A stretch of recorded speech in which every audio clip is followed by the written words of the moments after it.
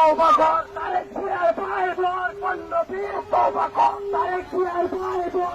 সম্মানিত দর্শক এবং শ্রোতা, আমি কোনো রাজনীতি করি না, কিন্তু যেহেতু ইসলামী আইনে অনেক লেখাপড়া করেছি, এই জন্য মানুষের ঈমান নষ্ট হয়ে যাবে এমন কোনো বিষয় আমাদের চোখে পড়লে আমরা অবশ্যই কথা বলতে হবে।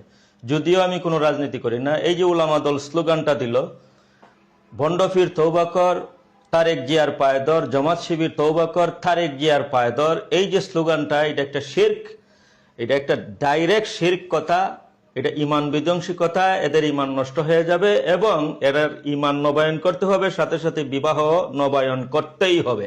তার কারণ হলো আল্লাহ পাক পবিত্র কোরআনে বলেন, ইন্নামাত তাওবাতু আলাল্লাহ, তওবা করবে আল্লাহর কাছে। ভণ্ডপীর তারা যাদেরকে বলতেছেন এবং জামাত শিবির, তারা কি অপরাধ করছে এই কারণে তারেক জিয়ার পায়ে ধরে তওবা করবে? এটা আমি জিজ্ঞাসা করতে চাই না, জানতেও চাই না। তারা যদি কোনো অপরাধ করেও থাকে, তওবা একমাত্র আল্লাহর কাছে করে, তওবা অন্য কোনো মানুষের কাছে করতে হয় না।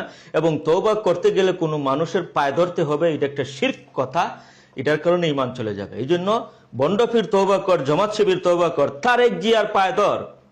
তারেক জিয়ার পায়ে ধরবে কেন? তারেক জিয়া কি মাবুদ হয়ে গেছে, আল্লাহ হয়ে গেছে? তারেক জিয়ার সাথে তো আল্লাহ নন যে উনার পায়ে ধরে তওবা করতে হবে। সুতরাং তওবা কর, তারেক জিয়ার পায়ে ধর, এই কথাটা বলা শিরক, তাদের ঈমান নবায়ন